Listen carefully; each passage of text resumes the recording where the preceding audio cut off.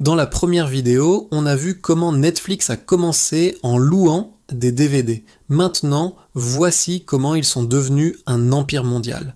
En 2007, Netflix lance officiellement le streaming. Regardez un film instantanément, sans téléchargement, sans pub, juste en cliquant sur Play. À ce moment-là, c'est une révolution. Internet est encore lent, les smartphones ne sont pas partout, mais Netflix voit plus loin que tout le monde. Ils investissent massivement dans les serveurs, la technologie et les partenariats avec les constructeurs de télé, de consoles, d'ordinateurs. En 2013, ils prennent une décision audacieuse, produire leur propre série. La première, House of Cards, un succès mondial immédiat. C'est le début d'un nouveau modèle économique. Netflix ne veut plus seulement diffuser du contenu, Netflix veut contrôler la création du contenu.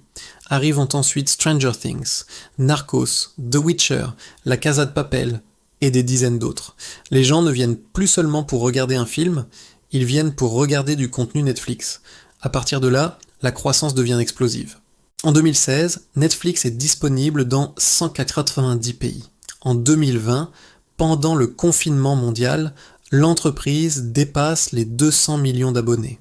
Leur force, une technologie toujours en avance, un algorithme ultra puissant, une production de séries originales partout dans le monde, et surtout, une capacité unique à comprendre ce que les gens veulent regarder.